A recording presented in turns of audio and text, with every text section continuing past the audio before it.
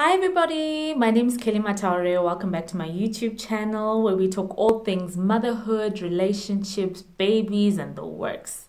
So for today's video, I'm going to talk about all the TMI things postpartum that happened to me that I never expected.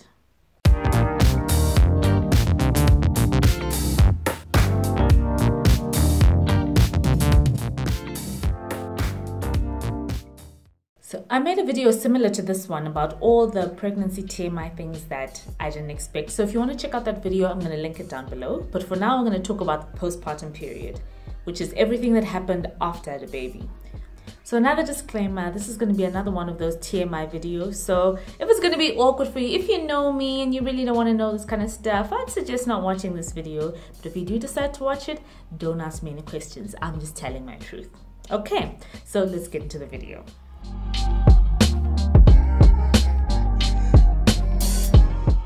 The first TMI thing that happened to me that I didn't expect was I became super dry in my nether regions.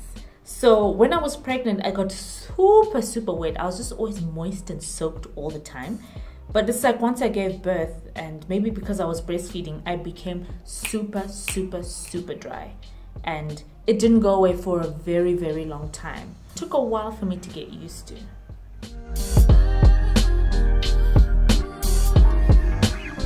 So usually what happens is when you give birth, whether naturally or via C-section, you're going to bleed a lot for quite a while. For some people, it can be anything from 2 to 6 weeks. So I had stocked up on maternity pads for days because I was like, no, I'm going to be bleeding forever. And then I found, once I left the hospital, about 2-3 days, it went to like a normal flow. And then eventually within about 2-3 weeks, like the bleeding had completely stopped. But from week 2, I was only spotting. So that's a plus, don't get me wrong, I'm not complaining, but it's something that I just didn't really expect.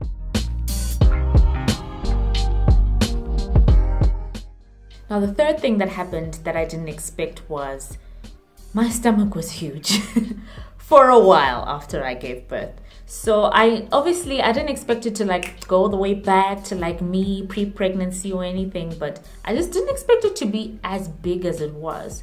I still looked about 6-7 months pregnant, so I thought it would be a little bit smaller, and it was like that for a while. So not only was it big, it was really jiggly. It felt like dough. It felt funny. It felt really uncomfortable, and that happened for a while. It was to the point where if I turn over in bed, my stomach would go plop to this side and plop to that side. So it was quite gross, to be honest, but that's something I didn't see coming.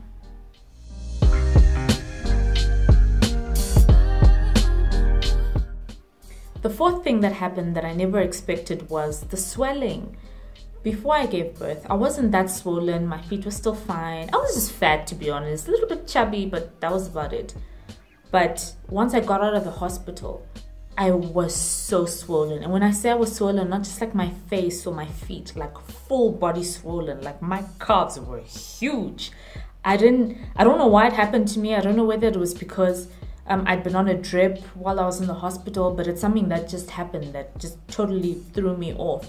It was to the point where I remember the day I was discharged, I packed leggings and things like that to wear, and I'm trying to wear my leggings and they're not getting past my calves because I was just huge. I was so swollen. And of course, a lot of it is water weight, so it shed quite quickly over the following week or two after I gave birth. But it's something that I just didn't see coming. And something that I kind of wish I'd known, because I also would have packed appropriately, because squeezing into those leggings was an extreme sport. So to all those who are going into labor or going to have a baby soon, just be aware of that.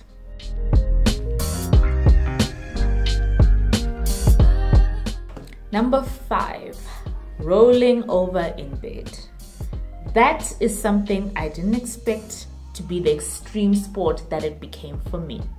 So I had an emergency C-section because my baby was in fetal distress. So because of my scar and everything, healing became that much harder. And one thing I didn't expect was the fact that rolling over would be so painful. So I'd already been warned about things like taking steps or picking up my baby, how I should be careful about that. But I didn't know that just a simple act of doing this in bed would become so difficult.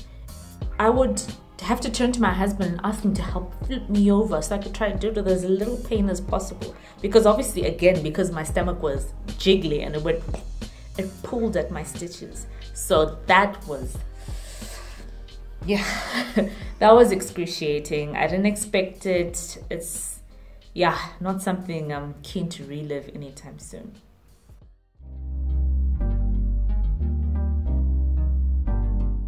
Now, the sixth thing that kind of took me by surprise was the stool softener. So, my sister-in-law had already warned me that if I have a C-section, they're gonna give me a stool softener. So to me, I was like, okay, that's fine. Just have a little drinky drink and that's fine. You know, just have something to drink and yeah, it'll get me going. No, it was a suppository. So for those of you who don't know what a suppository is, it's like a little pill about this big that you stick up your ear. So at first, it was really uncomfortable. It was like, what? I mean, the nurse is like, yeah, no, turn over. I was like, what? It didn't hurt or anything, but it felt really uncomfortable. Obviously, I mean, and it was happening to me twice a day for quite a while. I think it was from the time that I went into labor to, I think it was probably about a week or a week and a half after I gave birth. So it was happening for quite a while. So eventually, you know, you get used to it. So when they discharge you from the hospital, you're now doing it to yourself. I mean, they give you gloves and tell you, yeah, just wash your hands and, you know, do the right thing. So you get used to it, of course, but it's just something that took me a little bit by surprise. It's not something that happens to you every day.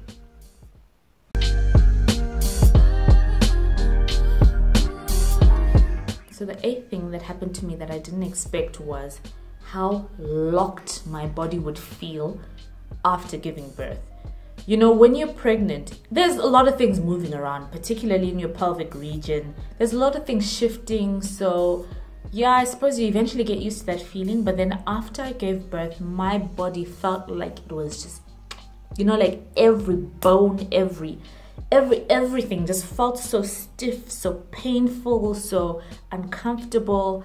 And it took a while to get used to. I think it was just a combination of also recovering from my procedure and just the exhaustion and everything. But my body felt like I'd been in an accident. I was in so much pain everywhere. So one thing that I did that really helped was I would go for walks every evening. This is from when I was about a week out of the hospital. I'd go for short walks, not very far, by the way, because you are in so much pain. But those short walks eventually helped to just kind of loosen my muscles. I wasn't cleared to exercise or anything, so I wasn't doing anything intense.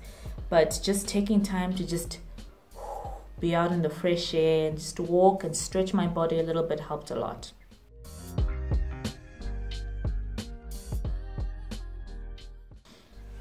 Now, the next thing that I didn't expect was the pain involved with engorged boobs. Not only were my boobs huge, but they were so painful. For any of you guys who've breastfed before know exactly what I'm talking about. That pain of being engorged can be excruciating. It felt like it's like having two balloons strapped to your chest.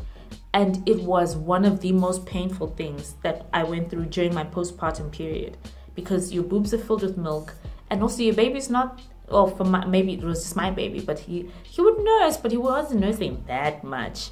So the bulk of my time, my boobs were so painful. I would put some warm compresses to try and soothe the pain, but it was so bad.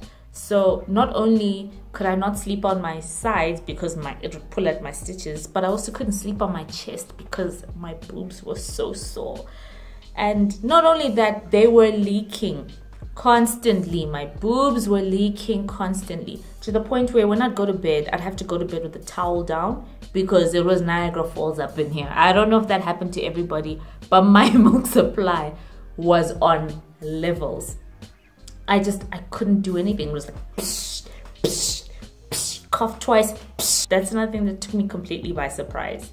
The pain and just the sheer quantity of milk that I was producing at the time was unbelievable. And it took a while. Like, I was changing my breast pads constantly. I would put diapers in my bra instead of nursing pads, because nursing pads were a joke to me at night. My supply was unbelievable. And I'm not trying to say that to be braggy or anything. I know there's a lot of people who couldn't breastfeed because of supply issues. So I'm not trying to be braggy or anything, but it was a little shocking. I mean, oversupply, I think, is on the other side of the spectrum, where it's uncomfortable. You're wasting milk. It was just a lot. So that was a huge thing for me.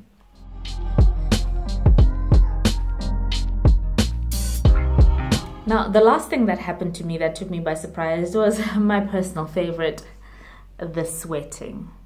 I was sweaty for days. It was disgusting. So I'm not someone who's generally been a huge sweater. Like, I don't sweat a lot. Like, you'll never find a bead of sweat running down my face. But like my underarms and like my back, it was disgusting. I think a lot of it was probably related to the water retention and the swelling that I went through after I gave birth. But like, it was disgusting. And even to this day, which is months and months later, I'm sweatier than I was before. It's not as bad, but it's just happening. It's just one of those things. So I probably sweat as much as the average person now. It's something I've had to accept. Like, okay, it's probably not gonna go away. I guess I'm just somebody who's sweaty now. It's gross, but there's nothing pretty about postpartum. That's just the truth. That's how it is. But I hope this video helps somebody out there. If you're pregnant, congratulations. But if I could give you one piece of advice, prepare as much as you can for your postpartum period. It's a lot. It's more than I could ever imagine. Did lots of research on pregnancy, on childbirth, but I did little to no research on the postpartum period. And I would highly encourage any women out there who are trying to have a baby, look into the postpartum period, just so you can kind of see what to expect. It's still going to be shocking. Don't get it twisted. It's going to be shocking still, but at least if you kind of have an idea what to expect, maybe it won't be as traumatic for you as it was for me. That's all I've got for you today, guys. Thank you so much for watching. If you like this video, give it a thumbs up and subscribe down below. Click the little bell icon so you can get notifications. If you like more videos like this, just let me know in the comment section. And here's my question of the video. What was your postpartum period like? Because am I crazy? Was it just me? Let me know down below. Bye.